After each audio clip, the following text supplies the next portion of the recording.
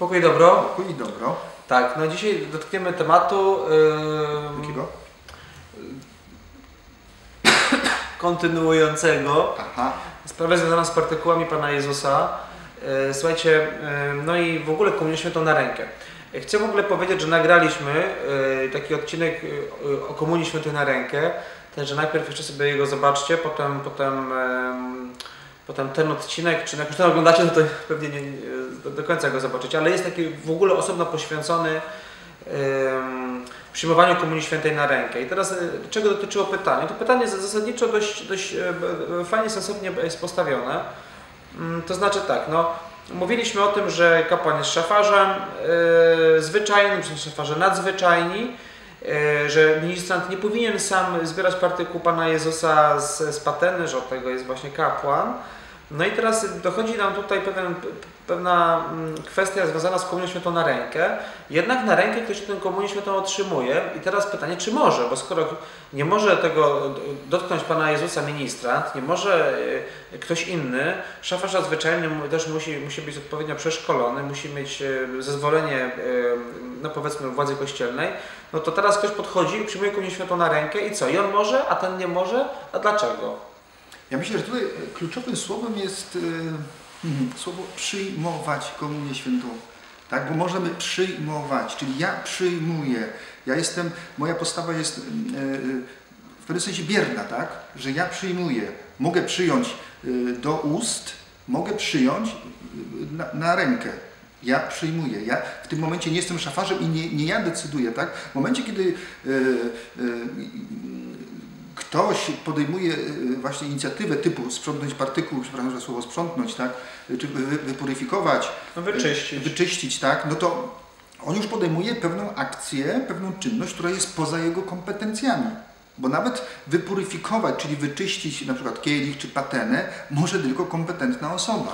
Znaczy, no właśnie, ja myślę, że to jest właśnie ten niuans, czy ja otrzymuję Pana Jezusa, czy ja sam go biorę, tak. Nie? Nikt nie może, oprócz kapłana celebrującego Eucharystię, nikt nie może sam sobie udzielić Komunii Świętej. Bo wiecie, to jest kwestia dalej, kto tak naprawdę, no właśnie z tym szafarzem, kto dysponuje, przepraszam za wyrażenie, bardzo przepraszam, że dysponuje najświętszymi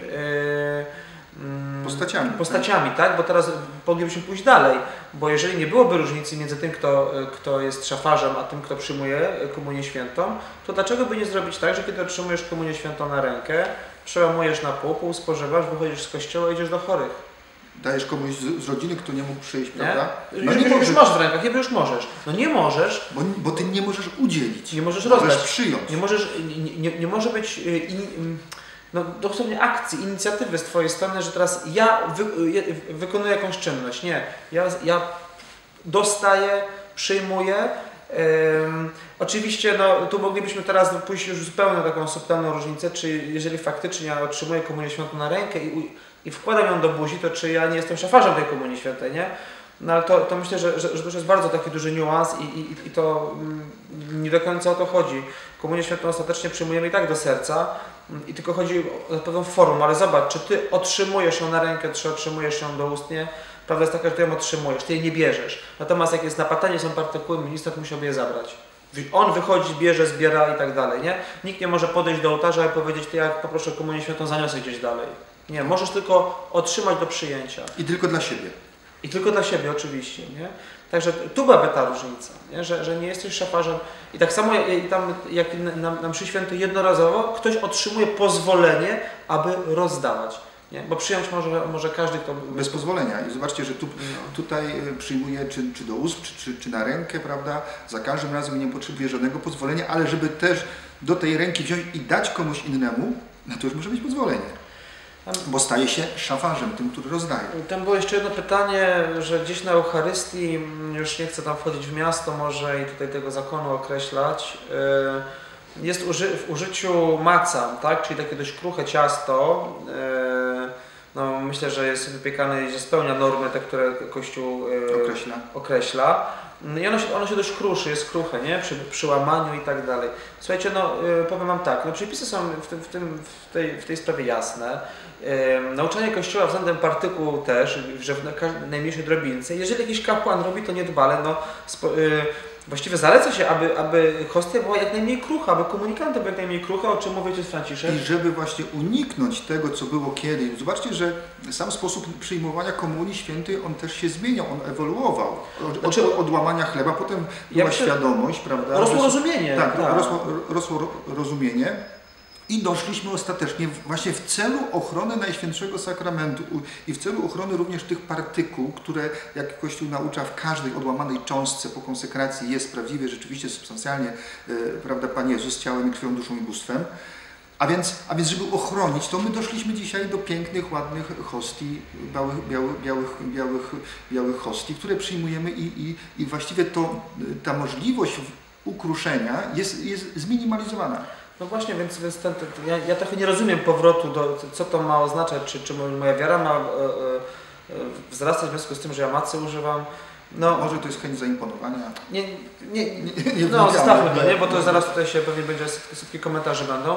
Natomiast słuchajcie, no Kościół jasno mówi, zobaczcie, ze względu na kruchość komunikantów kapłan może odmówić udzielenia Komunii Świętej na rękę, więc niechby tyle wystarczyło.